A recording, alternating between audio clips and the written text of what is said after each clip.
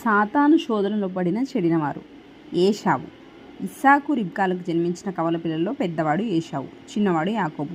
ఏశావు వేటాడి మాంసం తెచ్చి తన తండ్రి అయిన ఇస్సాకునకు తినిపించేవాడు. యాకోబు ఇంటి నుండి తల్లికి సహాయకారిగా ఉండేవాడు. ఏశావు అడిగికి పోయి అలసి ఇంటికి వచ్చినప్పుడు యాకోబు కలకూర వంటకం చేస్తుండెను.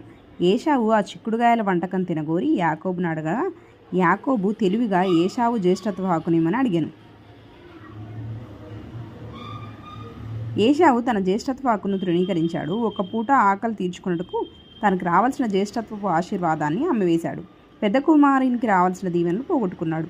ఆహారం కొరకు హక్కులను అమ్మివేయట దేవుడికి మెచ్చే విధానం కాదు.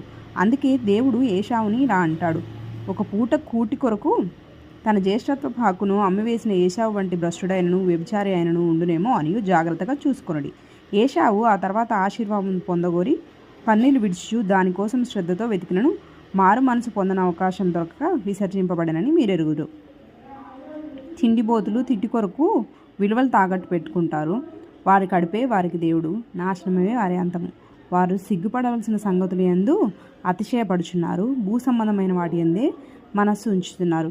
ఇక్కడ సాతాను శోధనలో ఏశావు ఏ విధంగా పడ్డాడంటే, ఆయనకు ఆకలి వేసినందుకు ఆ చిక్కుడుగాయ కూర తినాలి అని ఆ జ్యేష్ఠత్వ హక్కును అమ్ముకున్నాడు. కాబట్టి దేవుడికి తిండి బోధులు ఇష్టం ఉండరు కాబట్టి సాతాను శోధనలో వేయబడ్డారనమాట.